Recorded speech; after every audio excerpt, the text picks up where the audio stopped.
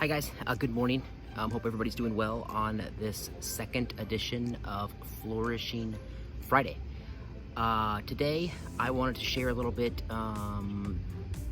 about audiences. So how do audiences influence our approach to writing, and how do those audiences impact how we actually write or communicate? So for me, I spent several years in academia, and so oftentimes I will find that I need to change the content or approach to my writing because it gets a little bit too, as my editor says, intense for my audience. So I will find myself writing conversationally, and then, for the first 3 paragraphs, it's like very informal, communicating with a really good flow, and then like the 4th paragraph, I just drop in a whole bunch of academic lingo, and then the next paragraph I'm back to conversational, and it's very, very, very detrimental to the message I'm trying to get across, because it's a huge turnoff to our audience.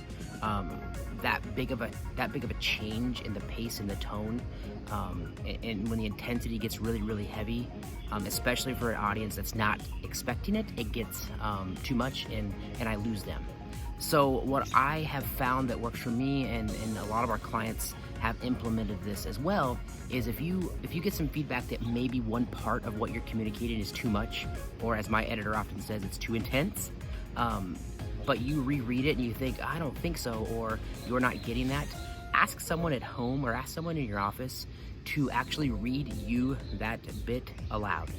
And what that does is it allows you to hear through someone else's voice what you're trying to communicate, and 9 times out of 10, the light bulb goes off and you're like, dang, that was way too heavy-handed, or way too much academic lingo, or whatever you're well versed in. A lot of you guys are healthcare providers that watch these, and we serve a lot of healthcare providers. So a lot of times what we see is you'll write something to your staff or your patients, and the same thing happens. You go really, really good for a while.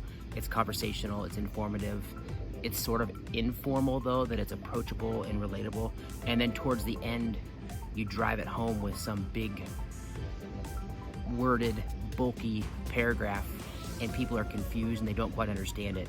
And so we work with you guys in how to avoid that and how to change it if it does happen. So the biggest takeaway is being able to have someone in your office help you recognize when that happens.